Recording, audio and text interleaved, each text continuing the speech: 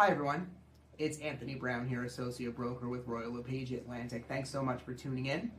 I put out informational content about our local market here, trends in the industry, things like that, and I really enjoy doing these videos. And I appreciate that you took the time out of your day to check this video out.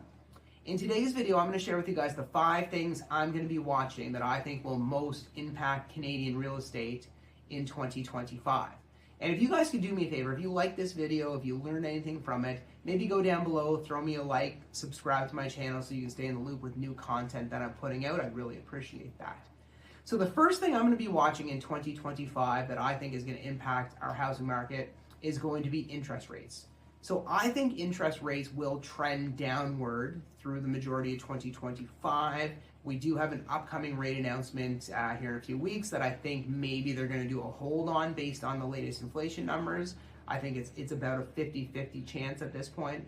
But I think over the course of 2025, interest rates are going to trend downward. I think that's going to be the thing that has the most impact on our real estate market here in Canada right now. Factor number 2, so the second thing that I think is going to be influencing our real estate market the most is U.S. politics. I hate to say it, but I think that American politics are going to have a huge impact on our Canadian real estate market here this year. Whether it's tariffs, whether it's trade wars, whatever you want to call it, I think that is going to have an impact on our national housing market and our local market here as well. The third thing that I think will impact our market is the Canadian election. So there will be a Canadian election in 2025.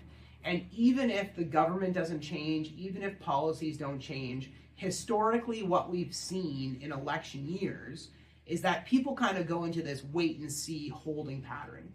So they kind of just put the brakes on, whether they're selling or buying or investing, they kind of just pump the brakes for a minute and they kind of go into this wait and see mode until the election happens. And I anticipate that's going to happen a little bit this year. The fourth thing that I'm going to be watching are new housing starts. So how many foundations are we actually putting in the ground here, coast to coast, or from Newfoundland to BC? How many foundations are we putting in the ground? How many new housing starts are we going to have? What impact is that going to have on our supply, on the supply side of the real estate market? And then the last thing, number 5, I'm going to be watching rental prices. So there is a huge segment of our market here nationally that wants to downsize to a rental and they're getting priced out of that rental market. If rental prices can trend downward a little bit, I think that's going to be a bit of an accelerator for our housing market, for our resale housing market. So that's the 5th thing. So I'm going to be watching rental prices. So number 1, I'm going to be watching our interest rates. Number 2, I'm going to be watching U.S. politics. Number 3, I'm going to be watching the Canadian election.